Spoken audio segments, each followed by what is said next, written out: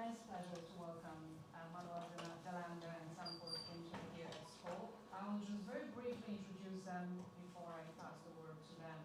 So, Manuel Delanda is an artist and philosopher. Between 1975 and 1982, he was an independent filmmaker. He had one-man shows at Anthology Film Archives, Collective for Living Cinema, and Millennium Film Workshop, all three in New York. And more recently, he has resumed his filmmaking career, showing, again, new work at Anthology in New York and also in Mexico City at the Laboratorio Alameda. In '82, he became a computer programmer, an independent researcher in cognitive and computer science, and the research on the sociology and history of computer science that he did at that time led to the writing of War in the Age of Intelligent Machines. That's 1991, on the military origins of computer technology. Since, Delanda has written on topics related to philosophy, science, and technology, drawing inspiration from complexity theory, nonlinear dynamics, and the philosophy of Gilles Deleuze. His work bridges the gap between scientific and philosophical discourses by proposing a relational and emergent form of materialism that is complex, dynamic, and non-reductionist. Among his books, 1,000 Years of Nonlinear History, Intensive Science and Virtual Philosophy, A New Philosophy of Society, Philosophy and Simulation, Philosophical Chemistry, Assemblage Theory, and Materialist Phenomenology. He's currently retired, but he has taught in the architecture departments at Princeton University, University of Pennsylvania, Columbia University, and recently at the Pratt Institute. Welcome, Manuel. Sanford Kwinter is a philosopher, writer, and editor, equipped with a distinctive transdisciplinary approach that draws, again, from science, techniques, and the arts. He has written on design, technology, and nature, and helped direct generations of designers in their creative exploration of cognition, subjectivity, cultures, and environments to expand the concept of design as a transformative act integral to the dynamics of life. He is currently professor of science and design at the Pratt Institute in New York and has previously taught at MIT, Harvard Graduate School of Design, Columbia, and Rice Universities, as well as the Architectural Association in London and the University of Applied Arts in Vienna. He holds a doctorate in comparative literature from Columbia University. Kwinter was co-founder and longtime editor of Zone Books and the influential journal Zone. He was a participant in the series of cross-cultural conferences on the condition of architecture at the end of the millennium that was convened by Annie Corporation throughout the 90s.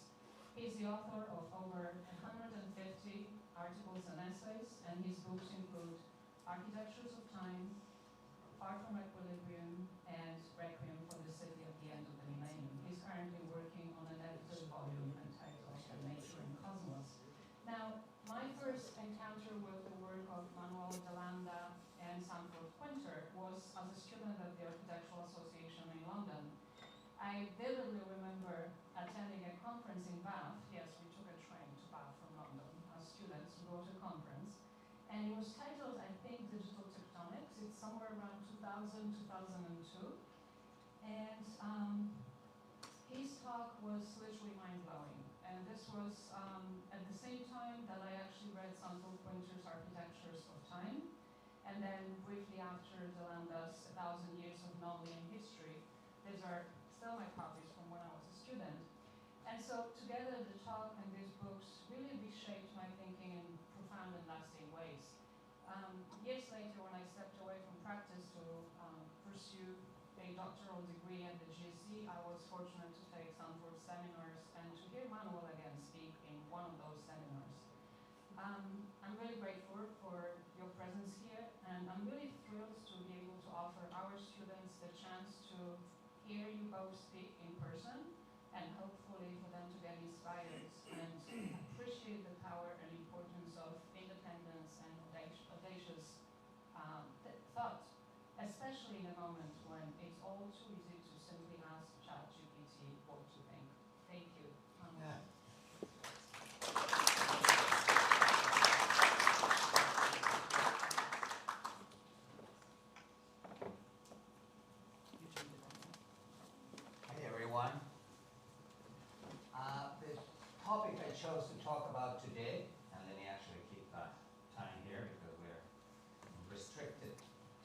30-minute length. So I chose one of the topics that I have written about, which is the nature of society, so to speak. And I wanted to introduce it by first talking a little bit about ethics and morals, and then discuss that. The basic idea is this. We tend to think, this is just a habit that we inherited from the 19th century, and we have continued to think about it in terms of the individual and society as a whole. Now, society as a whole can be the capitalist system, or it can be, and you can have another word for it, but it is the whole thing. And so you have the whole thing, and then you have the person, the individual. Ayn Rand, in Fountainhead, obviously made the architect that individual is frustrated because society is trying to constrain to, and it's all of society that is against this individual. Now, when you think that way, social change seems almost impossible. I mean, one way of dealing with, say, the capitalist system is revolution. We're going to have a revolution, and that revolution is going to change all of society all at once, and then all we have to do is get on the gravy train, because it's all just going to take care of itself. In one of my first books, actually from my very first book, I came out against that position. And I said, basically the formula was, between the micro scale of the person, and we are real, we are not figments of bourgeois ideology or anything like that, we are very, very real. But between that micro scale, which microeconomics studies, microsociology studies, and society as a whole, which is a macro scale, which Durkheim in sociology studied, obviously Marx, when we talk about the capitalist system, everybody who talks about society as a whole basically is talking about the macro scale. So you have the micro and the macro. But in physics, in chemistry, in biology, there's an intermediate scale, which is called the meso scale. Meso simply means in between. And for instance, just to give you an example, between a chunk of gold that I can hold in my hand and an atom of gold, between the micro and the macro, there is an intermediate series of structures, of architectonic structures, beginning with crystals of gold, which are not just atoms of gold, but arrangements in space of atoms of gold with a certain architecture. Then many crystals form what is called grains, which are basically just crystals growing in the same direction, and then other crystals grow in another direction, form another grain. There's larger grains, and then we get to a chunk of gold that you hold in your hand. So the mesoscale includes many things that are important for architecture, at least in the spatial sense of architecture, not the artistic sense. In the sense in which molecules have an architecture. For instance, the water molecule is obviously made out of oxygen and hydrogen, but oxygen and hydrogen don't have the capacities of water. Water is a solvent, it's a universal solvent. Just about anything except for fatty acids and grease can dissolve in water. But oxygen and hydrogen don't have that capacity. It emerges from the architecture of the atoms, which is two hydrogen atoms at the bottom, one oxygen atom at the top, which is positively charged, negatively charged. Now you have polarity. Now you have a magnet. Now, a magnet is not reducible to the little parts that make it. Neither oxygen nor hydrogen by themselves would have it. Once you have a polar architecture, and this is an architecture in the strict sense because it's about angles and distances, the bonds, right? So then you have a new thing emerging, which is water with the capacity to dissolve things, because precisely its polarity allows it to get in between all the molecules and pull them apart. Oxygen and hydrogen don't have that capacity. That is what is called an emergent property, something that emerges. Now the mesoscale that I was talking about a second ago is all about emergence. It's all about getting to the macro, not in one step from the person to society, but in all the steps necessary to get there, accounting for emergent properties, just like the emergent properties of water, at every step of the way. So let me just give you a sketch of what that would look like. First of all, human beings, persons, form communities. At this point, it would be great if we could just think in a concrete way about a community inhabiting a small town, or a community inhabiting an ethnic neighborhood in a larger city. But basically, let's think right now, it would be useful to think about it right now as if everybody knows everybody else in that community. That is something very easy to establish by creating the social network of the community and seeing how the nodes are connected to one another. And that in turn can be done by simply asking people in the community, who are your friends and who are the friends of your friends?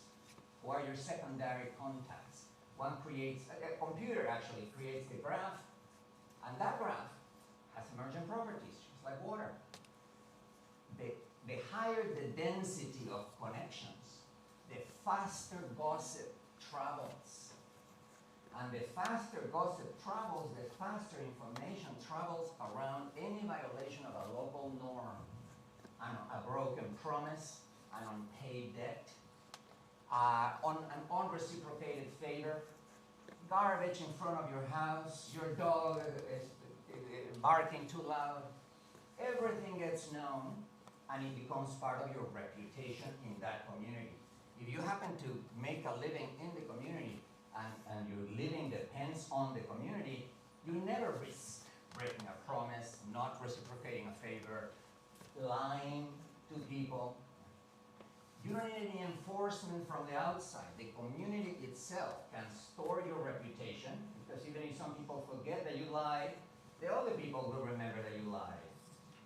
And the community itself can enforce the local norms using ridicule and ostracism. Now, those are two things that only a community can do. Just like water can be a solvent, but not its components.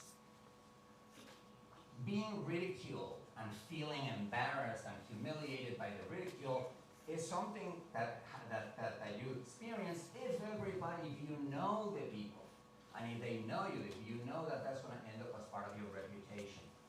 So communities have emergent properties and emergent capacities. They can store reputations, they can enforce local norms. Now let's take another example, also from the mesoscale, organizations, institutional organizations.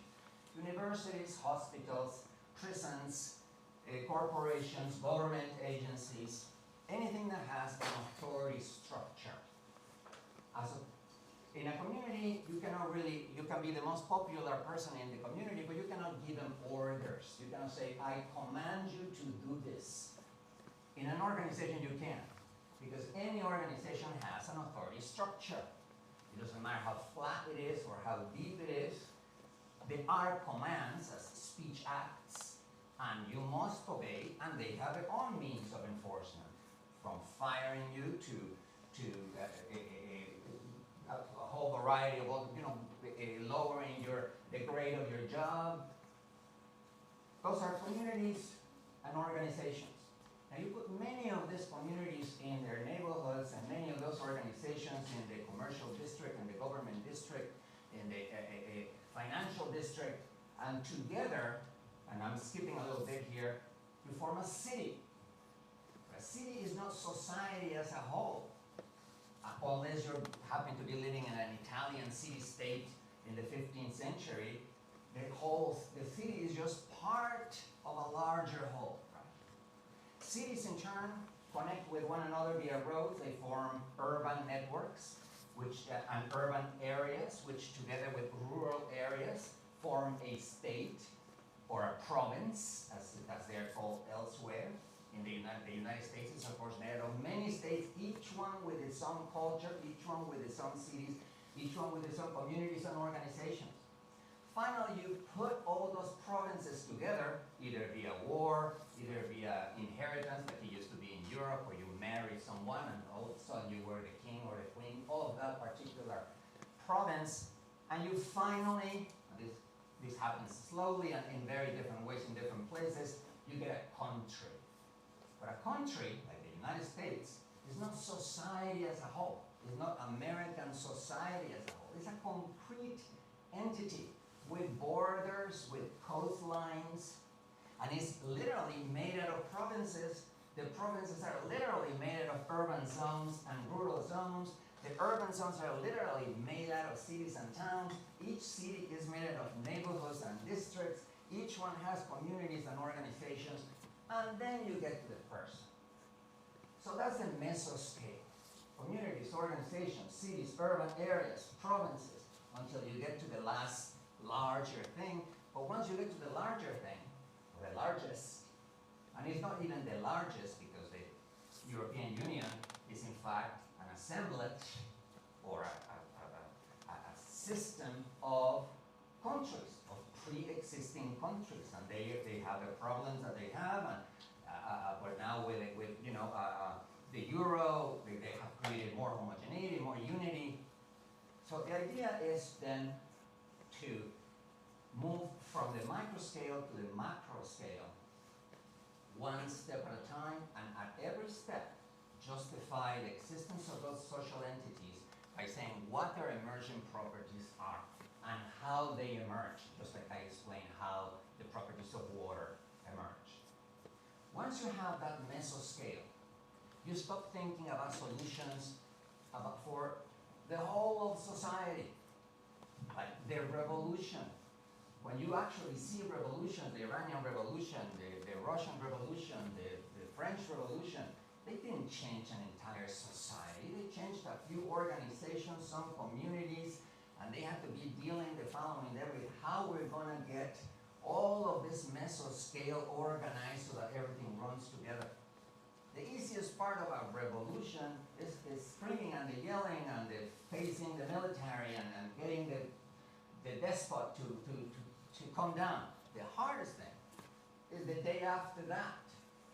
Because without a notion of the mesoscale, you think that it is just going to work out if you fix society as a whole. Now I'm exaggerating a little to make the point, but I have been using this, I call it a social ontology, this thing about the mesoscale, in all of my books. And to connect it to something that would be a little more practical, let me talk a little bit about a philosopher from the 17th century. His name was Spinoza. And he made a fantastic distinction, which to this day is very, very important, between morality and ethics. Morality, he said, is about good and evil, which are eternal essences that find their perfect incarnation in God and the devil. Depending on your religion, you're going to put those essences somewhere, but good and evil exist outside of history and outside of context. So then Spinoza said, well, there's good and evil, that's morality, but ethics is about right and wrong. And even though they seem superficially the same, they are not the same. Because right and wrong, and I'm going to give you an example in a second, depend on practical matters, practical studies, and locating thresholds or critical points beyond which something that was right becomes wrong. Let me give you an example. What Spinoza was talking about is mixtures. For instance, the mixture of a human being with a glass of wine, or the mixture of a human being and certain feelings. And he says certain mixtures, like sadness or depression, decrease your capacities to live, decrease your capacities to produce something creative, decrease your capacities to see life and see the enchantment of life. Because you're depressed, because you're too sad. Sadness is poisonous, according to Spinoza.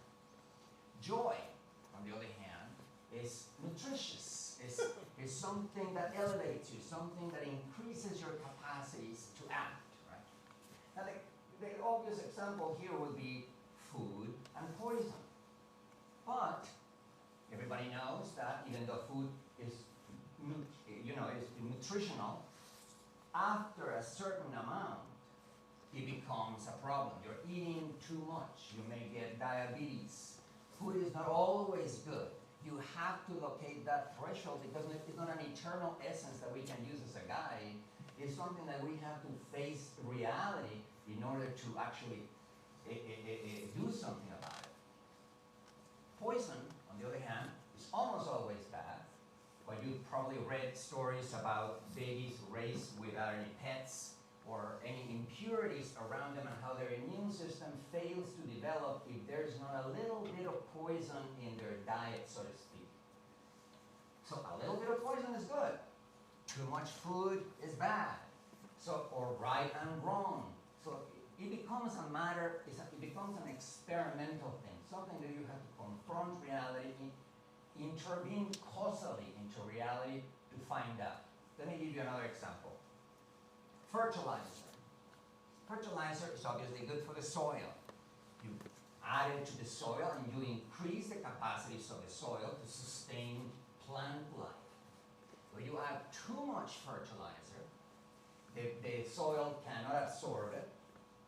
It runs out with the next rain, it runs into the next river, it gets deposited in someone else's land, and as it deposits, that fertilizer becomes poisonous. It's a process called eutrophication, that's what ecologists call it, which is a poisoning of the land by something that used to be the right thing, something that increased the capacities of the land to sustain life. So good and evil, for Spinoza, were falsehoods. He didn't even want to accept that that existed.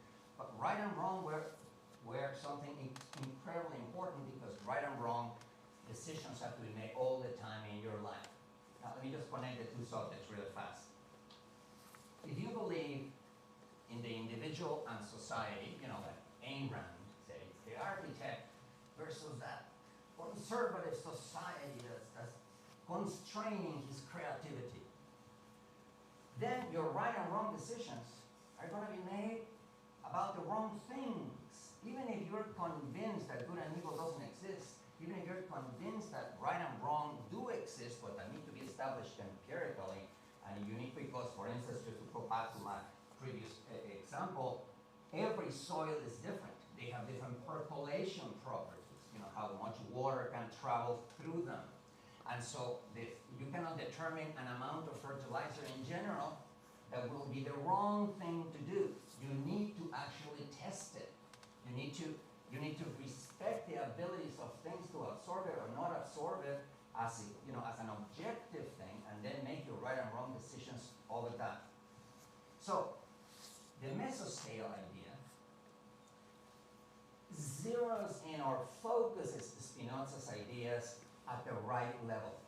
You might want to make the right or wrong decisions about your community, in terms of how certain neighbors that are fighting against one another, perhaps over politics, are destroying the community, and you want to intervene in order to prevent your community from falling apart. Create a dialogue. Act like the fertilizer, so to speak. Act like something nutritious to your community. Or you can do wrong things for your community. We already said that communities need mechanisms to enforce local norms like ostracism and ridicule, and that's because there are poisonous people out there. If everybody acted nicely and everybody reciprocated their favors and everybody kept their promises and never told lies and so on, you don't need ridicule and ostracism. Ridicule and ostracism are there to prevent this poison from breaking the community into pieces, from degrading the capacities of the community. The same thing with organizations. They're going to have an authority structure, but there are different ways of exercising that authority. There are different ways of enforcing that authority, some of which keep workers in a more or less joyful state, and so they are more productive. Other ways of enforcing authority, which the boss is capricious and changes the things in the middle, gives some commands and then gives another commands, the morale of everybody goes down, the capacities of the organization go down. And then we can go up judgments about neighborhoods. with many communities and organizations, judgments about cities, right and wrong judgments about the relationship between urban areas and rural areas, right and wrong choices about the relationships between provinces, between states. I mean, I can imagine, for instance, wars between states in the United States when water begins to decrease and then when some states start taking way too much water from other states. Now the question needs to be posed at the level of the states, not at the level of the whole country. So these ethics from Spinoza can then be much more focused and much more easily applied if you have a graded notion of what the social world is, and if you have accounted for the emergent properties at each level, because it's only when you know the emergent properties that you know what causal interventions, what interventions in reality you're going to need in order to do the right thing, to make the right choices. So I've done this for a while. When I wrote about the military, I tried not to write about good and evil. War is evil, peace is good. But try to write about the military organizations. Try to, in history, and try to see why certain forms of command just led to the death of thousands of soldiers, whereas other forms of command did not. Now, war is still destructive, but it is even more destructive when someone without any leadership capacities and with the wrong strategies and tactics is conducting that war. There are ways of conducting a war, and there are ways of telling a just war from an unjust war. Had I chosen good and evil, I would have written a book about how war is evil, and that would have been just one more book about many. But knowing about the mesoscale allowed me to then go up one level at a time in that book and in the following book, both published by Sanford here. And that gave me a vision of history that was a lot more detailed, with a lot more resolution, and with a lot of more points of intervention in which your right or wrong Spinozian decisions can be made. That's it. Thank you. Oh, my.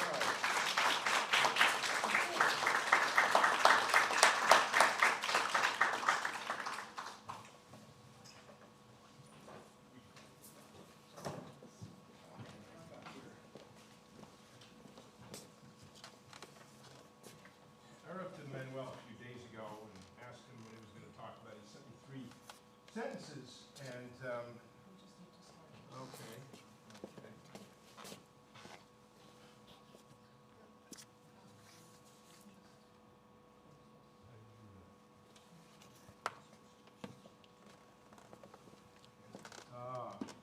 Yeah, so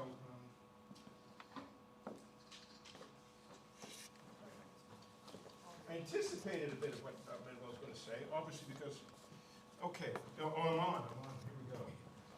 I thought Manuel was going to go. I thought he had another third to go, and I was just sort of gearing up. In any case, I guess I'll have mine. I'll make it for 30 minutes. All right, so let me begin with the preamble. Nearly all of my teaching today focuses on context. I believe that context determines 90% of what used to be called meaning, but which I would call understanding. By the way, I get to very similar topics that Manuel does, reflected specifically in some of the ways in which I have taken my concerns. I thought Manuel would be talking less generally, for example, and about some of the specifics of the things that he's working on now, but that'll be my treat at dinner, not yours.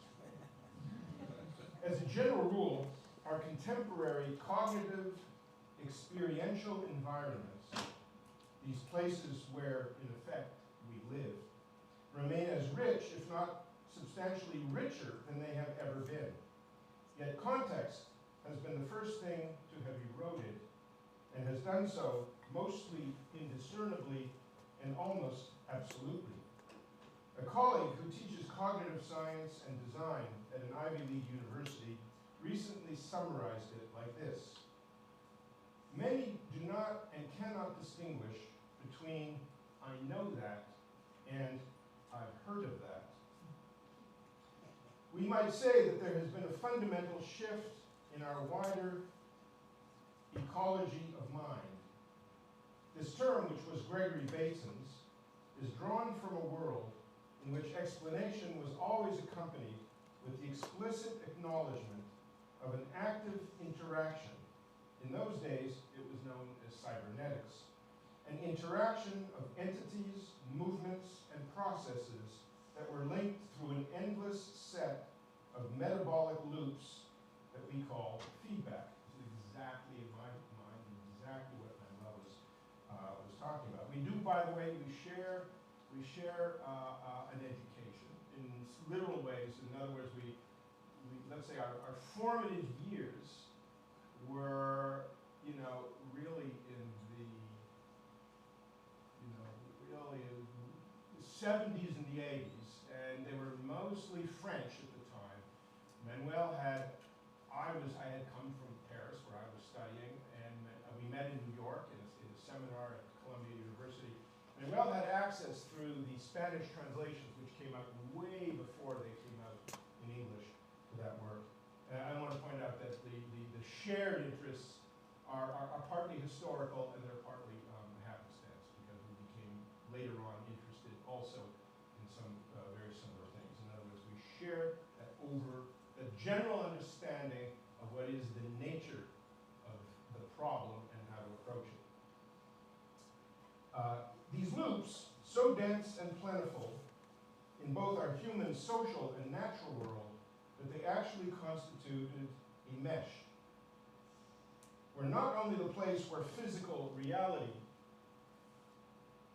unfolded, but also where what Bateson called mind grew and lived.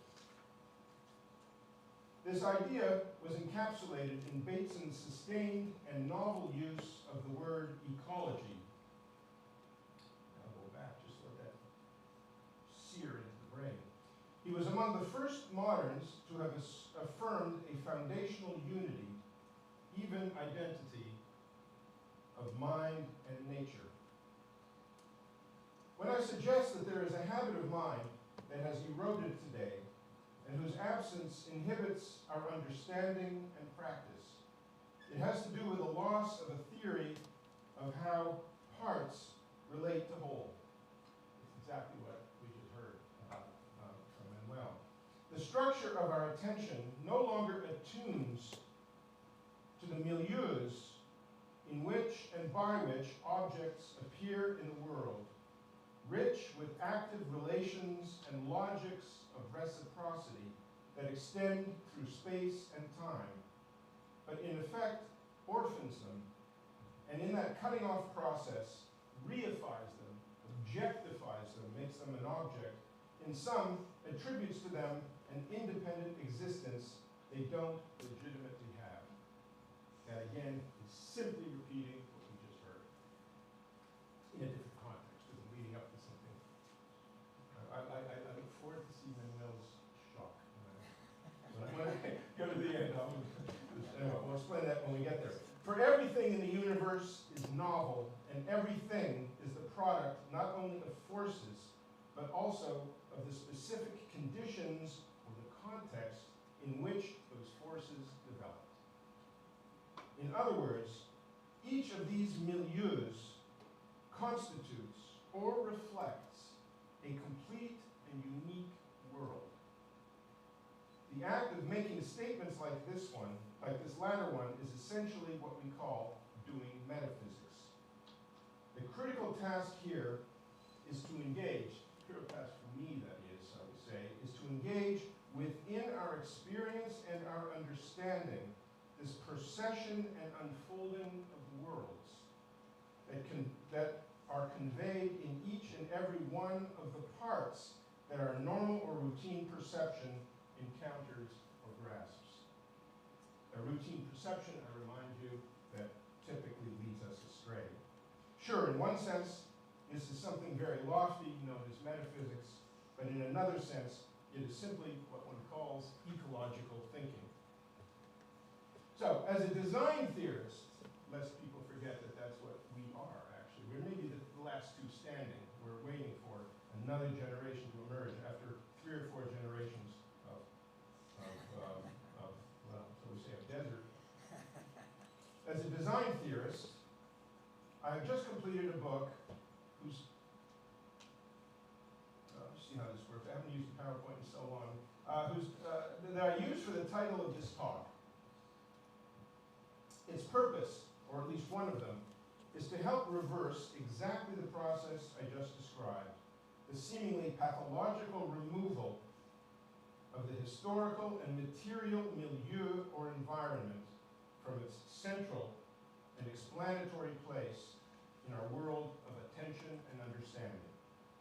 It is largely an attempt to enlist our philosophical heritage as a framework to help us renegotiate our understanding of our place in the world, and preeminently the natural world. Although it treats primarily the work of Spinoza, how about that? It comes up twice. Twice, frankly, in a lifetime. But the point I would like to make, that is, I mean, it's not the easiest kind of read, in fact, but I want to point out there are reasons which I hope to develop why Spinoza has suddenly fallen back again into the purview of people's interests. Spinoza, Whitehead, and Simondon. Its essential principles are embodied in the following phrase of the Greek philosopher Heraclitus of Ephesus. Can you read it? Oh yeah. Wisdom is one thing, to know the intelligence of the logos by which all things are steered through all things.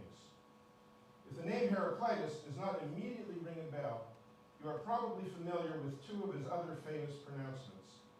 Everything flows, and you cannot put your foot into the same river twice. Heraclitus is the philosopher who largely invented what is known as the doctrine of flux. He also said, nature loves to hide. The first thing to take into account from Heraclitus' pronouncement above is that wisdom, in other words, true and complete knowledge or understanding, mirrors or matches the indivisible unity and singularity of the ultimate thing that is its purpose to know. The cosmos is also one thing. And the unity principle operates in both directions. Out of all things comes one thing, and out of one thing comes all things. Now, the unity in question is not only the unity of thought or the unity of the world, but rather, and it's much more important to understand this, the unity of thought and world.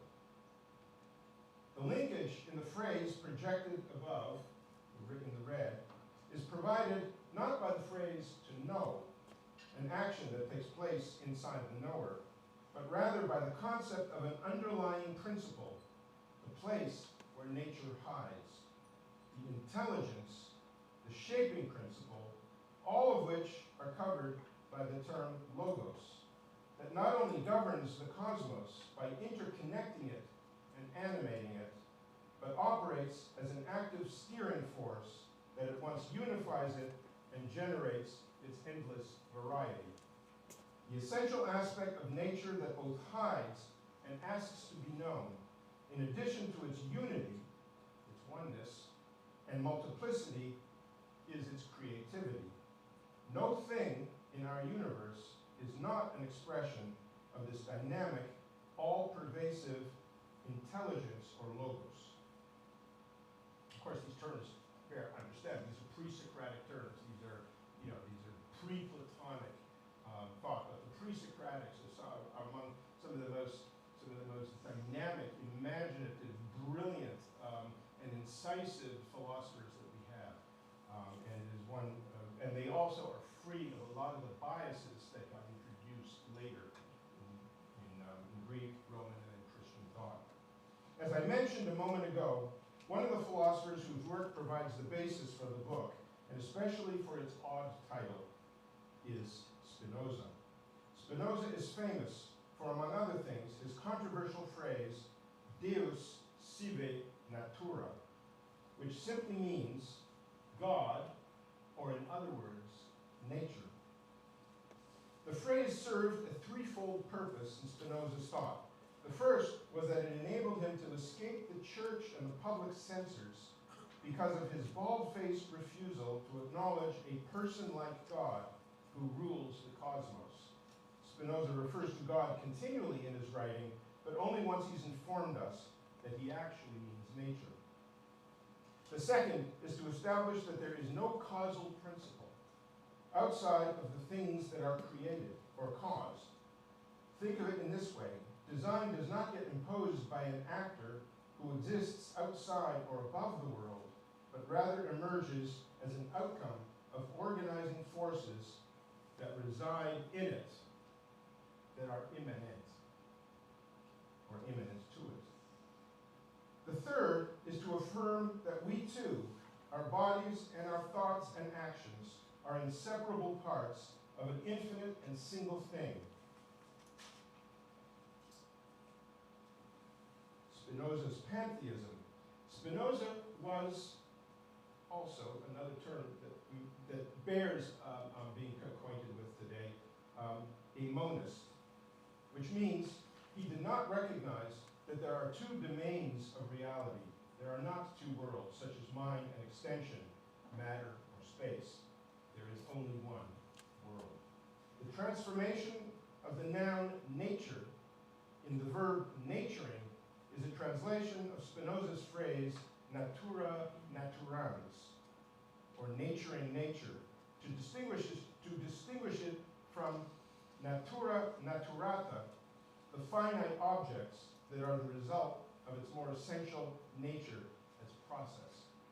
There is probably no major philosopher as difficult to read as Spinoza, but in the following private letter that he wrote to one of his friends, we find an incredibly lucid explanation of his understanding of how we are embedded in and how we might come to know the material world, one that has remarkable resemblance to Heraclitus's logos-driven physis or nature.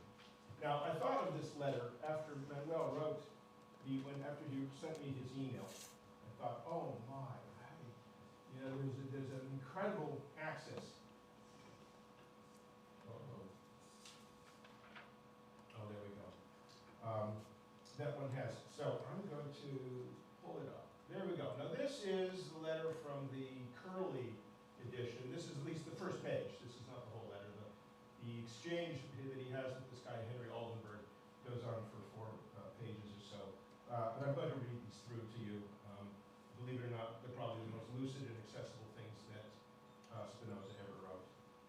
On the question of whole and parts, I consider, for example, when the motions of particles, of lymph, chyle, etc., adapt themselves to one another. By the way, chyle and lymph are two things that exist inside the blood. They already knew that, like in the 17th century.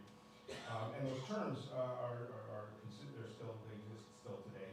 Adapt themselves to one another in accordance with size and shape. These are the micro scale. This is the micro scale we're looking at right now. So as to be fully in agreement with one another and to form altogether one single fluid. To that extent only are the chyle, lymph, etc., regarded as parts of the blood. But insofar as we conceive the particles of lymph as different from the particles of chyle in respect of shape and motion, to that extent we regard each of them as a whole and not a part. In a certain sense, you could say this is the Spinoza's influence, if you like, in Manuel's, shall we say, methodology that he has developed. I mean, you may not agree with that, but there's no doubt about it. Now let us imagine, if you please, I didn't come here really to talk about Manuel, but it's so rare, we don't get to see each other. Let us now imagine, if you please, a tiny worm. This is the thing, I said, oh my God, Manuel, let's talk about the tiny worm.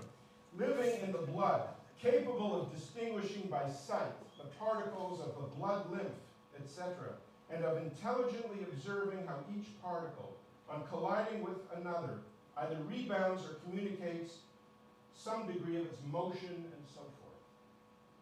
It's the communication. And, in a certain sense, it's also about the individual actors, the automata, if you like, such as, for example, in the idea of social pressure or of gossip and how that operates. It keeps, if you like, it keeps the circulation and the relationality moving and dynamic. That worm would be living in the blood.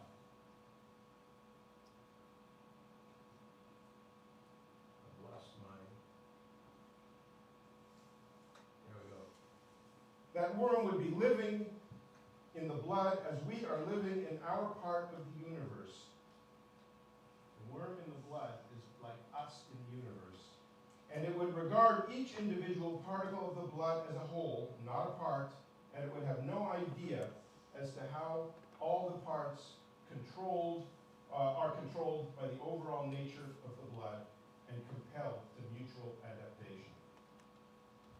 And finally, now all the bodies in nature can and should be conceived in the same way as we have here conceived the blood. For all bodies are surrounded by others and are reciprocally determined to exist and to act in the universe as a whole.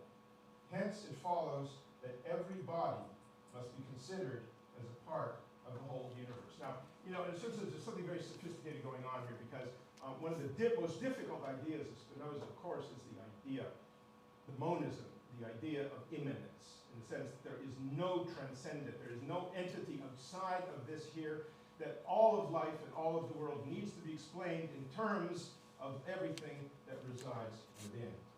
That is the foundation of almost all deep ecological thought today. What is Spinoza indicating to us in this letter? First, that we are in nature, just as the worm is in blood, equally and intimately a part of that continuum, just as are lymph and chyle, presenting as distinct components at one moment, yet integrated within a continuum at another. And this is not only a question of sliding scales as we zoom in or out and shift frameworks. It has to do with the continual flux of alliances and coordinated motions between parts. The play of real things unfolds like musical phrasing, or falling into phase, or like jazz musicians say, being in the pocket. Reality, or nature, is not in the first instance a procession of individual things, but a living composition of interactions, naturing nature. At the end of his explanation, Spinoza locates body and mind within an undifferentiated, or should I say, a radically de-differentiated continuum, almost a Mobius strip, for Spinoza was first and foremost the arch-enemy of any and all dualism. So you see in what way and why I hold that the human body is a part of nature. As regards the human mind, I maintain that it too is a part of nature. For I hold that in nature there also exists an infinite power of thinking. Fascinating. Insofar as it is infinite, contains within itself the whole of nature ideally, and whose thoughts proceed in the same manner as does nature. The thoughts proceed in the same manner as does nature, the same logos, which is in fact the object of its thought. It's almost like a nested, a Russian doll. Mind and body are in fact a single thing. That is the Spinozan position. And it is his inclusive concept of nature that resolves this singleness. Nearly all environmental philosophy and philosophies of nature, since the time of Diderot and Goethe in the 18th century, and up to the present day, of course I include both Whitehead and Simondon, have relied on the work of Spinoza, and specifically his radical monism, as a necessary constituent of a theory of nature that does not separate it from the human sphere and destiny. The third example I've brought today is a direct 20th century. I have brought today is a direct engagement with the original prompt offered to us by Alexandra Yeshka a few months ago in order to provoke this session today. Just like her bold proposal, the talk I'm going to discuss briefly now, to conclude, is a notably experimental work. Apparently the first he had ever done, which departed from the usual academic tone for which he was widely known. A talk delivered by Alan Watts on his radio program in Berkeley, California in 1963. There are two populations in the room today that might recognize Alan Watts' name. The older among us who will remember the profound influence he had on 1960s American life and mores, and the much younger ones in their 20s and 30s who apparently have rediscovered Watts' books and thought, which have been enjoying a revival that has surpassed, apparently, even the scope of his influence in the 1950s and 60s. Watts is one of the guys who wrote those first books that almost everybody read on Zen, for example. But Watts was, and remains today, among the most powerful and lucid expositors of Eastern ontological traditions, Taoist, Buddhist, and Vedantic, and an often luminous integrator of Eastern and Western concepts and understanding, of the category of experience that his close friend Aldous Huxley called the perennial philosophy. The perennial philosophy refers first and foremost to a state of mind, literally a body state, that lies at the basis of nearly all insight derived from the so-called non-dualist thinking. Although Huxley used the term mysticism and drew his examples from the world's religious traditions, this particular class of experience has been thoroughly identified with philosophical and scientific understanding as well, since at least the time of William James's 1902 work on radical empiricism of human knowledge achieved through experience. So the talk I would like to discuss today is Alan Watts' 20-minute radio meditation entitled Love of Waters. The overarching topic of the talk is to address, and through a certain redirection of our attention and senses, to override the intrinsic estrangement of man, that old term, from the natural world, which is in fact the only world. Watts' exacting and indefatigable anti-dualism is really what we see in this incredibly beautiful short talk. I do strongly recommend this live talk to you all, and I'm thankful for Professor Yeshka's suggestion to attend to it, for no other reason than for the way Watts integrates environmental sound, as well as the rhythms and timbre of speech in the service of a certain psychotropy that mimics and taps into the way that music is uniquely capable of modulating and transforming consciousness. Psychotropy, I don't think I put that in the no. Literally means the ways in which, shall we say, consciousness is transformed, altered, or modulated by all kinds of things: coffee, chocolate, alcohol, exercise, sex, music, and so forth. Love of Waters is a sound work as much as a philosophical one. It simply and elegantly leverages the inseparability of thought, feeling, perception, and concrete actuality as the integral matrix that makes up both the natural object and natural knowledge that apprehends it. What I can refer to today in that talk, of course, are only the bare words. Watts' talk is a sustained meditation on attunement, an exercise on how we might dispose ourselves to the world as if we were actually in the world, or perhaps better, as if we were the world. In a way, it's the worm. It's this attitude of the worm, in a way, that is being, or, of course, the attitude that elaborated in all of the cultures in a way who do not rely, shall we say, on transcendent models of reality or nature. It begins by casually enumerating the various sensory elements that make up the ocean side in Sausalito, California, where he was living at that time. Sounds, smells, atmospheres, wildlife behaviors, the din of economic activity, ambient light, and particularly motion. Because motion is the key to accessing the logos of the environment, the logos of any environment.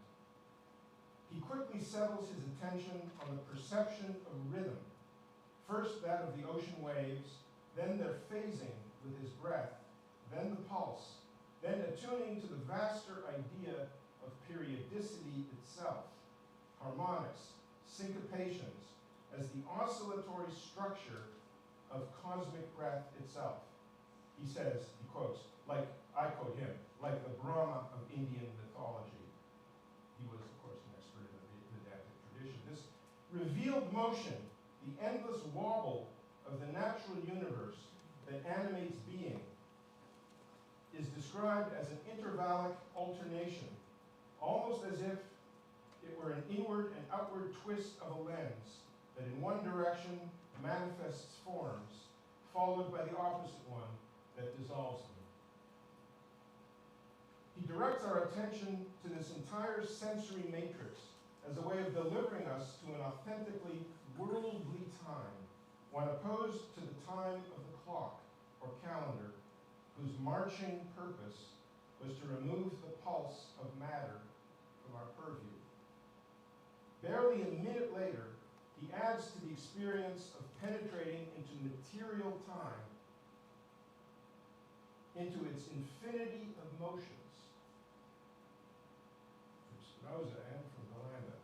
The practice of attuning uniquely now to transitions in the environment as the true and natural signatures that mark the advance of our living cosmos, especially to those transitions that move toward and out of distinction, such as the moments like dawn and dusk, when sea and sky merge in a single luminous opalescence, when most discreteness dissolves and all parts of the environment thicken and interconnect.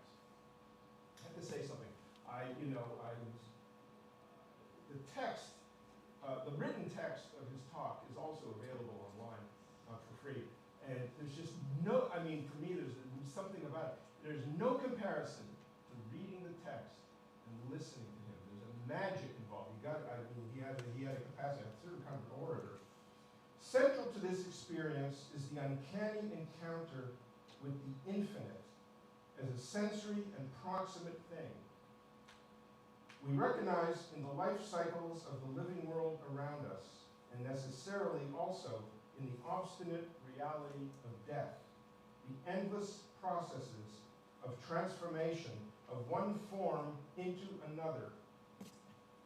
Another one of the themes that he develops in that short talk. Animals subduing and ingesting one another, the order of the gull and the crab. In effect, beings passing through one another and dying into the life of the other, no differently than as Heraclitus described the creative logos itself, that which steers all things through all things. In the concluding minute of his meditation, Watts summarizes the attuned experience of the aqueous universe as a kind of objective correlative of the ecstatic mind. This is why I love the ocean. It's an environment in which awareness of our roots can awaken, in which space, so real because of the light and color, can be seen to be joining things instead of separating them. And we are at last no longer ourselves separate from what we see. So that's my talk for you today, and that, I want to say, cryptically or not, is the direction, I believe, that we need to accept and to go order to think our way out of the current, shall we say, planetary emergency. Thank you.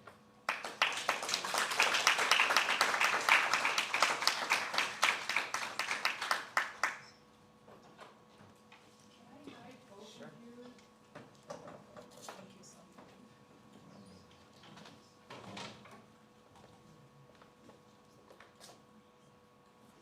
So, I think you can, Nice. yeah, both of them. Oh, you turn on?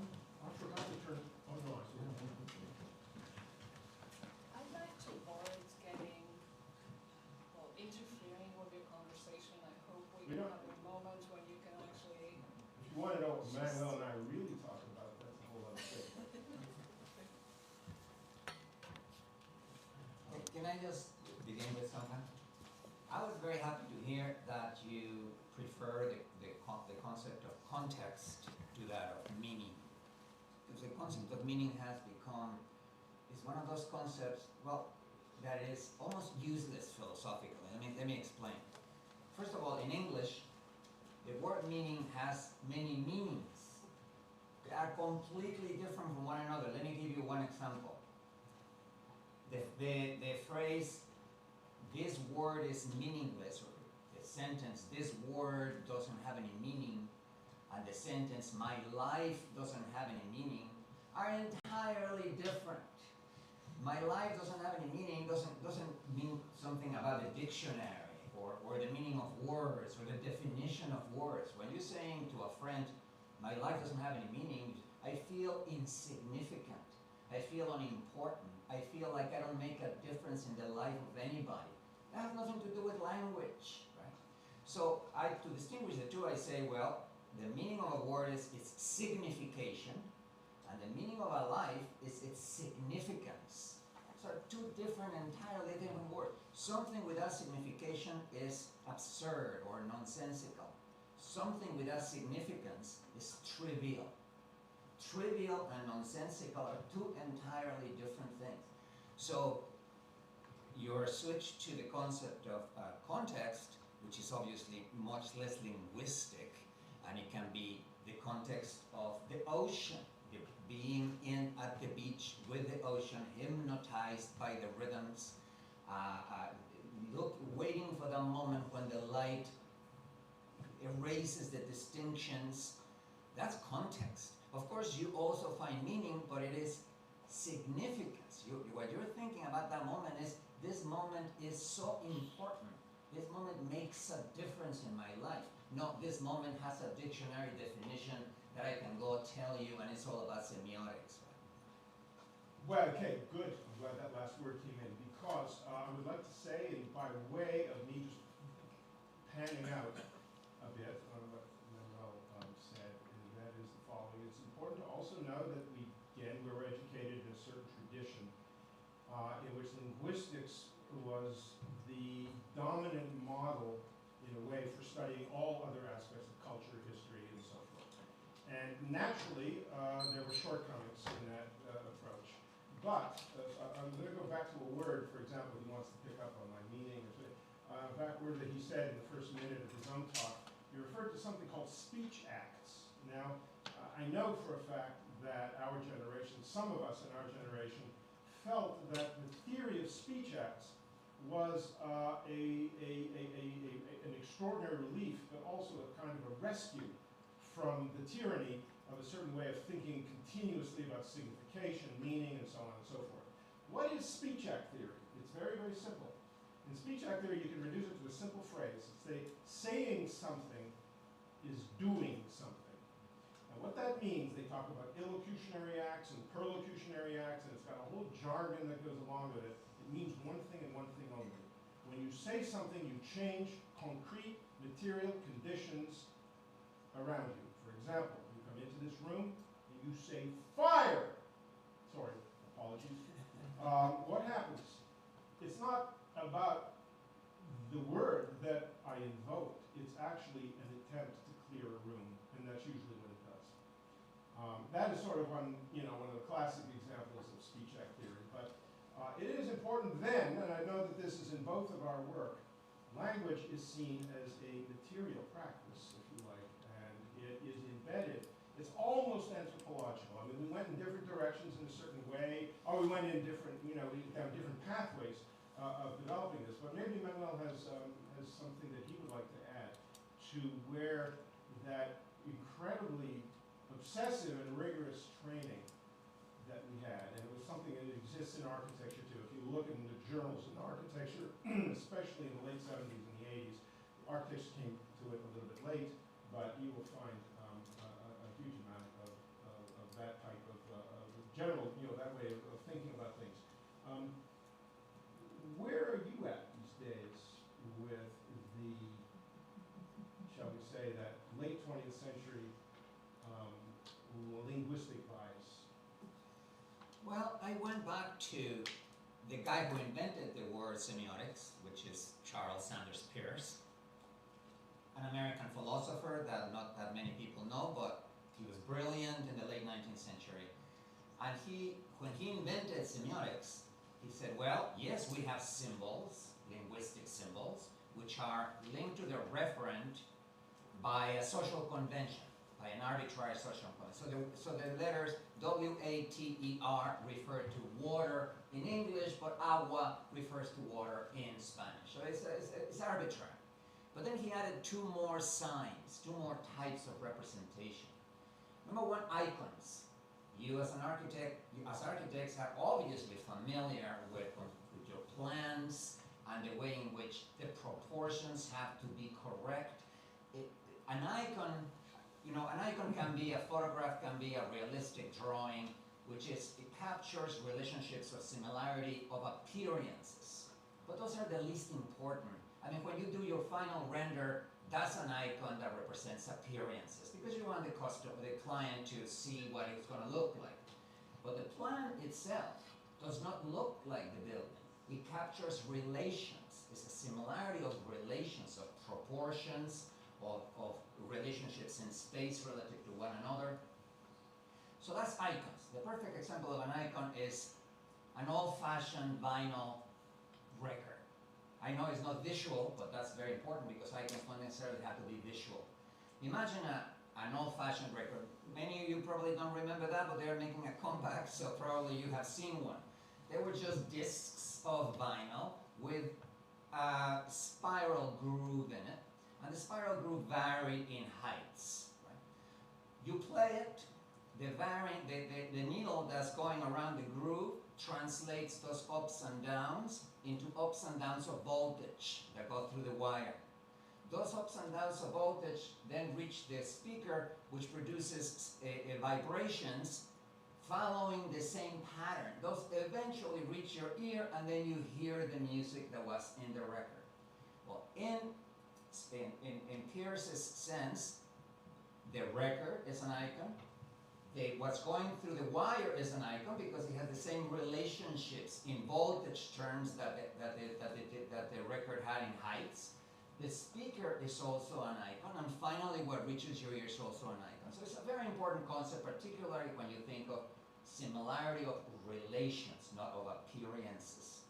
Finally, he added a sign that has been completely forgotten in the 20th century, and that's the index, or the Not completely. well, not completely. But an index is, the simplest example is smoke indicates the presence of fire. Right? An index has to be causally connected to what produced it. When a doctor sees your symptoms and he says, well, I think you have COVID, well, he doesn't really know, he didn't really get inside the cause and made an analysis, but he was looking at indices. What your symptoms indicate is that you have COVID. Right? When those police detectives, or rather those experts in blood spatters and analyzing criminal scenes, it's all about indices. That pattern of blood indicates that a knife was used and it was used this way. This other pattern of blood indicates that it was a stabbing. Or fingerprints are also indices that you were there. Now, even though Sandy's right and not everybody forgot about indices are the signs that are more directly connected to the world. It's what we read in nature. What nature is telling us with effects, with indices of the causes, the actual objective causes that generated those signs, right? So in this sense, if we get rid of symbols for a second, nature is full of signs. And reading those signs, experiencing them, is an art in itself that has very little to do with language. Later on, you need to be a poet, you need to be someone, you need to be a word crafter or a wordsmith, as they say, in order to translate all that experience of icons and indices in the much reduced and digital world of segmented words and sentences. But in the moment of experiencing the ocean, it is those signs that are operating.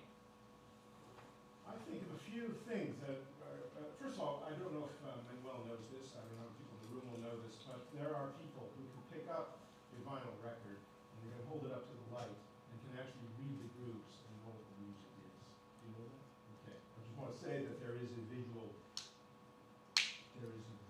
transform, let's say, now, sometimes. The other thing that came to mind when Manuel was talking about language, the language problem, let's just talk about it generally speaking. And a lot of the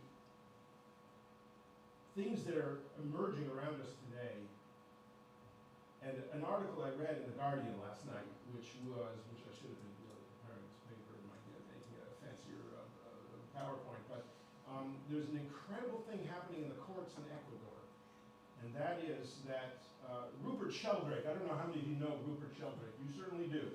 Do you know that Rupert Sheldrake's, do you know his sons? Do you know who they are? Merlin Sheldrake and Cosmo Sheldrake.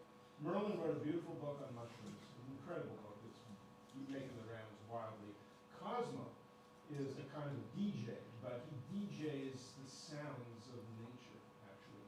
Anyway, he's got something going on right now, and they brought it to the courts in Ecuador. They are because Ecuador has already given legal rights to, I believe, a river. I think it's a river now has personhood, shall we say, legal personhood. This is in terms of the general environmental movement, etc. But the point is that they're getting the rainforests of Ecuador to be legally to achieve legal status as a co-author of a piece of music. I don't laugh. I mean, I'm not laughing at that. I'm thinking that's the right direction in a certain sense. I can go on free associating. What should we be talking about here today? Urgencies. That's the thing that we need to talk about. Urgencies. I didn't ask Manuel yet, but I'm sort of wondering. I know just brought out a book on cognitive science, or brain, etc. I'm wondering what you're interested in these days, and I'm wondering what relationship it has to perceived urgencies. Well, that's a very good point, and you mentioned a word when you were reading from Alan Watts about, it wasn't the word threshold, but it was similar. It's like transitions, I was saying, but it's points of transition, right? Now, what that means is basically that the planet is full of sensitive points that we have to be very careful about. Let me just give you a very concrete example. There's an area in the North Sea where the salinity is very, very high, the concentration of salt, and it forces the water down. Now that downward movement is part of the cycle of an underwater river called the Gulf Stream that is huge. And you can imagine that a river existing surrounded by ocean is something, we tend to think of a river as having a earth around it, and that's why its shape is. But this is a river coherent. It's a coherent flow that goes all around from the south to the north. Now the point is this. If you look at Europe and Canada, they are roughly, at least parts of it, at the same latitude, and yet Europe is warmer. Canada is not as full of people as Europe is precisely because of the climate. And the reason why is the Gulf Stream brings warmth to Europe. Now imagine that sensitive point, the point of concentration of salt that makes the river down, the down arms or the down one leg of the suddenly disappeared because It is melting Europe, glaciers disappeared. is disappearing, right? That is a sensitive point that we cannot fool around with. I mean, mapping those sensitive points in ecosystems, the number of species, or the numbers of the degree of diversity that below which the whole thing falls apart, all those moments of transition that we have to respect because they are transitions in nature. They were there before we even evolved. And obviously our own lives depend on it because if the Gulf Stream stops, Europe it gets much colder, they are going to need to migrate somewhere else, there's going to be wars, there's going to be all kinds of catastrophes, and only because we didn't respect the sensitive points or the transition points on the planet. There's names for that. Well, first of all, I mean, it's funny because I only days ago read the latest reports on that salinity problem, and that current is now considered to be on the brink of collapse. And of course, what we thought was it's the end of Northern Europe, it's the end of England, in a way. It's strange, right? Now, nobody believes that any of that is happening because in the end, everybody goes, "Oh my God, really? Oh, it's so bad. I'm depressed," and then, you know. So, what was I going to say here? Oh yes, so there are names for this. The ecologists, the people I'm very interested in these days. Planetary boundaries. Yeah, good for you. You want to get in on this? Alexander knows more about it than both of us. No, I actually think. I mean, I watched that film again. You know, I watched it a couple days ago. I don't know if this Turn does it it on. work? Yeah. No. Here. Okay, well, I'll try to take the other one. Because I actually have a question. Before, I'd like to open to the public, I mean to the room, for you to be able to ask some questions. But when you mentioned the issue of urgencies and boundaries, and there's one boundary that I've been really preoccupied with, and that kind of goes back to Watts, and it has to do with the boundary between the subject and object. And I thought maybe we could, for a moment, talk about that. And at some point in the beautiful talk, and thank you for invoking it today in such an amazing way, he says, to be human is precisely to have that extra circuit of, An extra circuit. Consciousness, which enables us to know that we know, and thus to take an attitude to all that we experience. The mistake that we've made, and this, if anything, is the fall of man, is to suppose that that extra circuit, that ability to take an attitude to life as a whole, is the same as actually standing aside and being separate from what we see. How do you think about that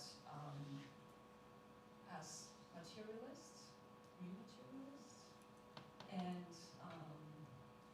do you think this is something that designers can take on in any concrete material way? We don't solve problems, right? In a way, we try to describe them, we try to lay out the land. I mean, I don't know if Manuel and I are going to be perfectly in agreement on this, but at first I thought, okay, this is one you can hand off to Manuel, the subject-object problem, we could say.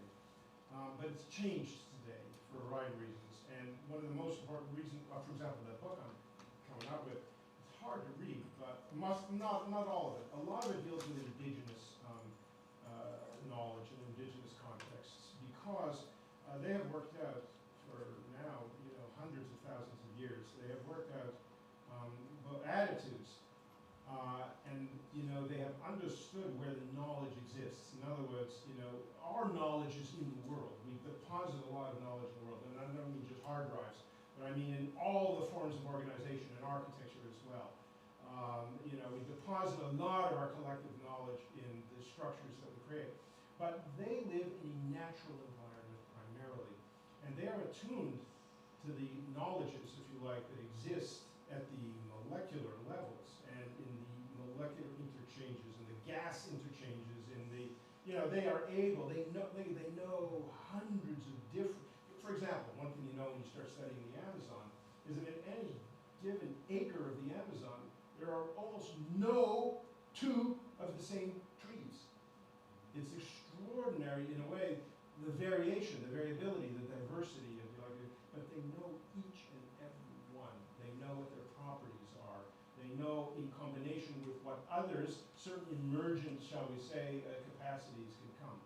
Now, that's where especially in the Brazilian, Portuguese, Amerindian philosophies, which I'm wondering, I can't wait till dinner, I want to talk to him about whether he's at least aware of some of this stuff. They talk about ecocide and they talk about epistemicide. You of course are very aware of that. And they talk about ecocide, genocide, and epistemicide as basically being interlinked. But the fact of the matter is it's something that's been very, very hard for the West to really fully understand is exactly to what degree there are these libraries of understanding, if you like, which are literal. They're not just the fact that, there's all this important plant material that we can use in our pharmacology. It's not that. It's something far, far deeper in a way. It is this kind of an accommodation where the natural world is seen as a person itself, which possesses stuff. So anyway, this is something that came to be known as perspectivism. All the work is in Spanish, really, or in Portuguese. And I'm joining, Viveros de Castro. I'm just wondering whether any of that stuff comes up. Manuel has left New York City. He's left the urban jungle. And he is now living, I think, in the glorious mountains of Mexico. And I'm sure, like, his everyday perception of the world, everything, even the experience of sun and land and smell and plants, etc., has completely changed. So I'd love to hear, in a way, what new thoughts that brings. Okay, well, there are two parts of your question. One is that extra loop of consciousness that he's talking about, which is, of course, the mystery of mysteries, because no one, as far as I can tell, has actually given us an explanation of what consciousness is, right? What I try to do, I'm not going to claim that I gave an explanation in my book, but at least I changed the nature of the problem. What I basically did is the same thing I did with the individual and society. I find it impossible to believe how you can solve social problems that way without introducing the mesoscale and working at the level of communities, organizations, cities, provinces, not society as a whole. The same thing, the same step between individual and society is the step between the brain and consciousness. We don't know how to bridge it. But what if we added a mesoscale? What if, in fact, consciousness emerged in levels of complexity, so that the simplest level, we would share it with reptiles and perhaps even some insects. There's a neurologist. I trust neurologists when it comes to consciousness because they are the ones who see human beings after an accident with a piece of a car in their brain and just damaging a particular region, and then you remove that particular, you heal them, and they are perfect, except that now they cannot see faces. Or they lose specific faculties. So this particular neurologist, who? He hates dropping names, but now I know why. I remember. He came up with a theory of consciousness in steps. He said, first there is the proto-self. The proto-self. Oh, wait, are you talking about the triune brain theory? Are you talking about what's his name? not McLean. It's very similar. I'll come back to him in a second. But the point being that The normally we reptilian brain. attribute consciousness to the ego, right? In psychoanalysis, is the ego that talks. Is the one that's talking right now, that's the one that's conscious. And because I can say this is my experience, these are my feelings, these are my eyes and I'm seeing my visions, because it's the one that talks, it takes possession of consciousness, and we forget that consciousness has many other levels. For instance, body consciousness, just the visceral part in which you feel hunger or you feel thirst or you feel horrible imbalance, and your proprioception, which is basically where my muscles and articulations are at any particular moment. My brain has to know that I cannot start running right now. I mean, even if it gave the command, start running, I would fall down, right? It needs to know that I'm in this position, to know that then I first have to do this, then I have to do this, and then I can start running, right? Now that is something that your body has as information all the time, because your ego is too worried about, am I good looking, did I comb my hair, doing all kinds of trivial things, while your body is taking care of what matters, living in the world, right? Now when you do yoga, one of the first things they tell you in a class of yoga is eliminate all the thoughts from your mind, meaning get all the language out of your head, because that's the ego that talks, that is interrupting things. Then get all the images out of your head. And then finally let your breathing be what controls the entire experience. Now, breathing is obviously a bodily function, and it shows you that when you eliminate those upper layers of consciousness, the ones that are linguistic and conceptual, and come down to the level of the body, you need to study another type of consciousness, which I'm almost positive is the one that Alan Watts is talking about, because when you're in front of the sea, seeing that and being overwhelmed by that, you're literally speechless. And that moment of being speechless, of how am I going to put words to this? This goes beyond words. That's the body being conscious. We normally do not regard it as important because we are too worried with words and concepts, but it is extremely important in order to get consciousness to emerge little by little from the brain. Here we are, talking about consciousness, and it's important. I think it's extraordinarily important. I do want to say, I know that Manuel wrote a book, which I haven't read yet, but we did talk about the book in Vienna over a period of 3 days a few years ago. And at the time, I think I mentioned that they study the brain now, especially under altered conditions. They have incredible capacity to do so. And there are some theories that are now being kicked around a lot. Have you dealt with, for example, things like what is known as the default mode network? You come across that? It's a specific thing that they're interested in because they want to understand, especially how what they call medicines, consciousness medicines, alter the perception and the understanding.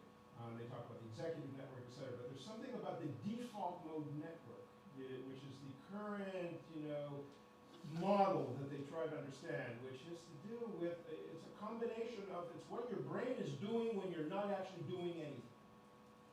However, the default mode network also has, you take whatever it happens to be, psilocybin mushrooms or LSD or any of these other, 5-HT2A receptor, agonists. And it provides this strange situation where you are able to focus very, very strongly on the entire world around you, on the entire environment. So you're actually unfocused, but very, very highly intensively focused at the same time. Anyway, what the point though is that it is also a complete and total world. There is revelation in it.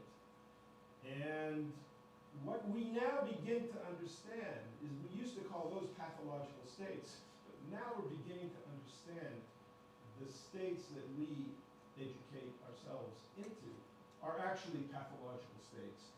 And actually now they're becoming serious liabilities, which suggests, in a way, that the problem of consciousness could never have stayed out of a conversation about the problem of nature. Any good questions, Laura? Yeah, I'll just be loud.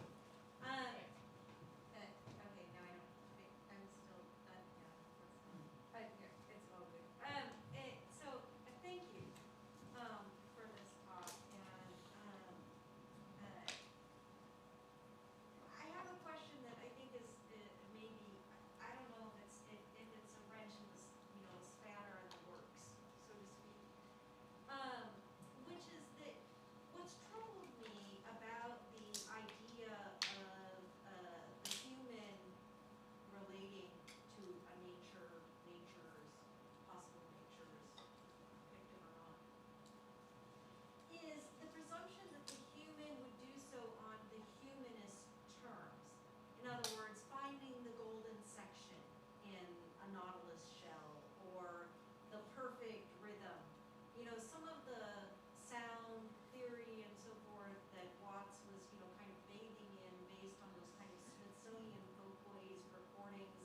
you know, to like, oh, find the resonance or the loveliness of frogs or whales or whatever, you know, the ocean sounds or whatever those may be.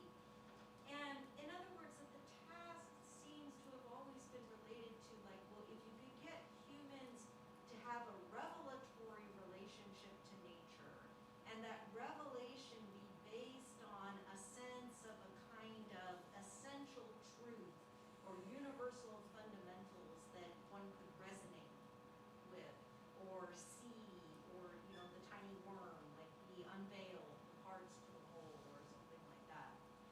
But what if instead we thought of it as maybe more of a kind of companion relationship? Like, no, you're never going to understand it. It's never going to, you know, hit all of those revelatory notes. It's not going to do that. It's messy. It's, you know, it's not going to do that. But you have to steward it and take care of it anyway, right? Like maybe nature is like a bad boyfriend, or you know, just you know, a child, or something, right? You know, and I'm interested in this idea of the human, you know, the river that's a human, or the, you know, the hectare of land. Non-human person. A person that has personhood. Yeah, I'm just wondering about that, because it's like, you know, in both your talks, there's a sort of a bit of systematizing, which I think is the work of the philosopher, right? But at the same time, maybe there's something that I feel like we have to get to this point, because obviously science isn't working to explain to humans and to get to humans the urgencies that are here. You want me to go first? Go ahead, man. Well, let me bring Let's it go back. about Let me it. bring it back for a second from the cosmic level to the design level, to the architectural design level. Now, in my class, I used to teach my students that there are two ways of thinking about design. There might be more than two ways. One in which the final form that you want to generate is already in your head. You think about it, you make drawings, you think about it again, you make drawings, and then you come up with a form, and then you buy a material like mild steel, which is very obedient, and then you impose that form on it. Now the second way would be the way of Fry Otto, which I'm sure everybody here knows. And I'm just going to give you one example from Fry Otto.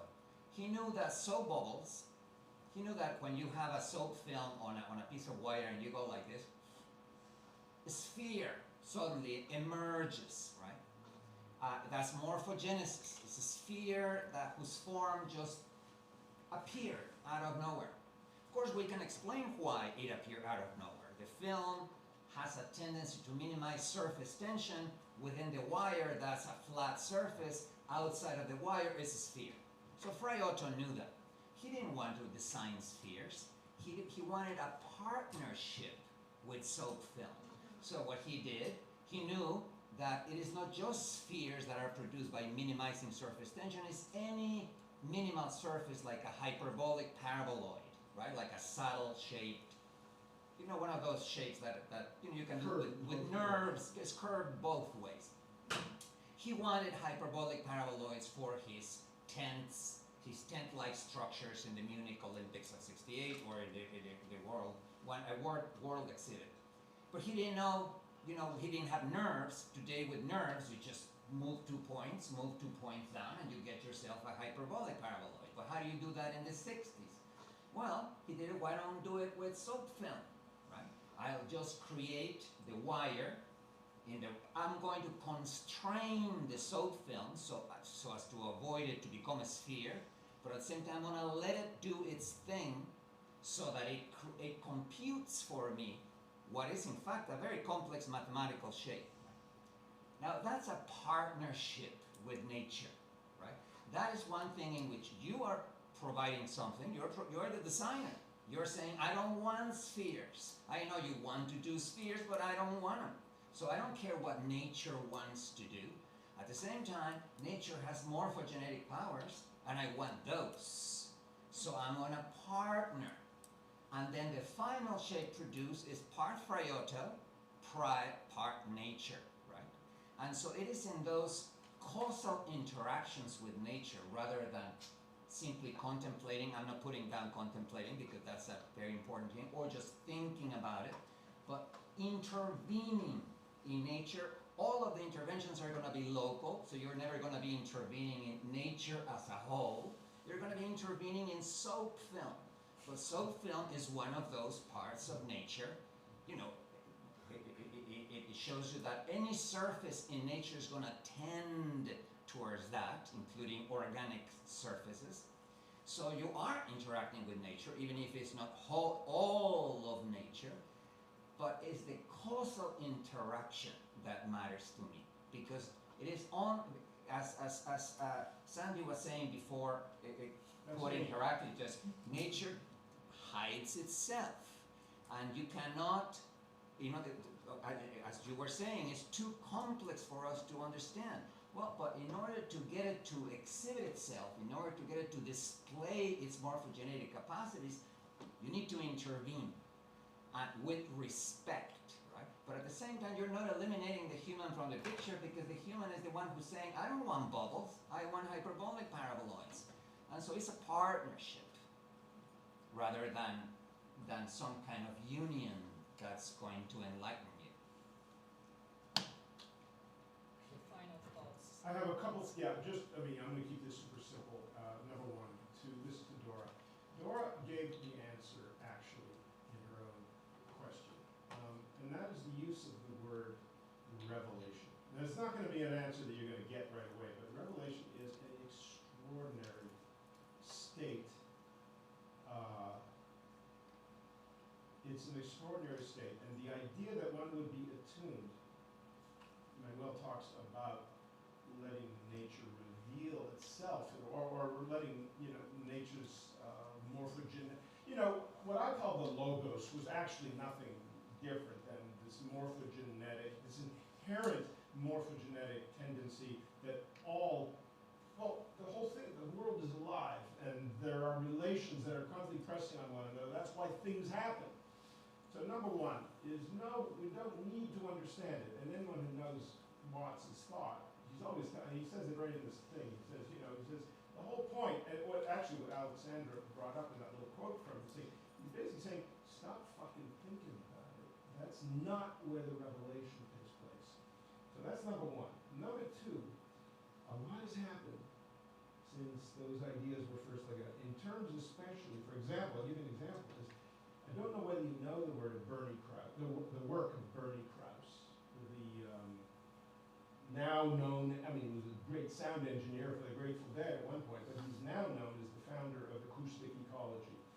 To read his books are really, in a way, they're almost mystical experiences, because what he discovers, in a sense, is the world presents itself entirely differently to the ear than it does to the eye.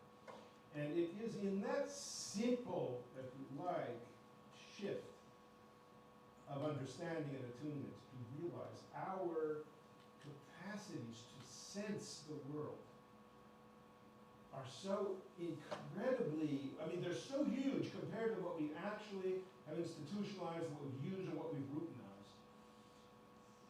The work begins by completely transforming your attitude to the world. The world is mysterious. The world is wondrous. The world is full of extraordinary things that we've been blinded to. And the point is to engage it in that way with your full being and body. It's paying attention in ways you never even imagined that you could pay attention. And there's a lot of examples of people who do that. Oh my God. Even these shit books like, I'm wondering if Manuel knows it. There's this book, I can't remember right now what the title is. It's got a famous chapter about the training of the Navy SEALs. Do you know what? These guys are making as much money as they can. They're hucksters, but they're also very good researchers. Do you know this one? It's about training attention, to here's the thing. Notice things. It's actually more bizarre than that. So, and it's true. It's absolutely true. So the first chapter is really about the Navy SEALs, but it goes on, there's all kinds of things. It comes down to one of the final things is that a Navy SEAL, you get through the incredibly rigorous training, and only something like 20% of these tough guys get through those rigorous training, but after they've graduated, there's still one more test that you have to do to be a Navy SEAL. Most people don't know this, or they didn't know it until this book came out. You have to be able to demonstrate group mind. And there are some people who just cannot do that, and there are some people who are just bloody well gifted and can do that. But they can actually set up a control, and they can actually, so that, for example, when those guys went, I mean, to bring it down to a really common way, when those guys went into a dark room to kill, what's his name, Bin Laden, you know, in Pakistan, they had to know where every other one of the Navy SEALs were. They had to know exactly what they were thinking, what they were doing, where they were going, what they were going to do, how they were going to get in, and how they were going to get out. It's a bizarre thing. But anyway, so this is a book that deals essentially with all of the practices where a human sentience, if you like, is selected and cultivated, and it develops, if you like, and it's always basically an attunement with what is outside of us. It is actually a pushing of mind, if you like, where it's an engaging of the external mind, of the world, of the mind of nature. I mean, these things are interesting. By the way, you know, when you collect them, as I do, there's hundreds of them. And they're wondrous, and some of them will speak to you more perhaps than others.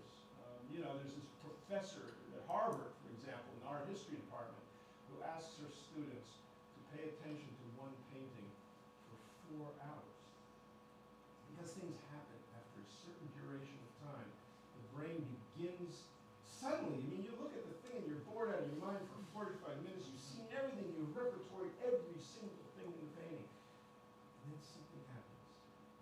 Suddenly, these new relationships emerge, etc. And it's a thing, anybody can do it. Anybody can do it. Anyway, I point this out because we're living in a tunnel, we're living in darkness.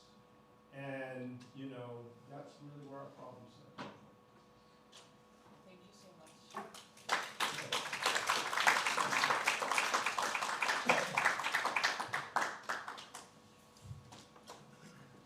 Take risks. That's great. I will take you to dinner. Remind me of the book.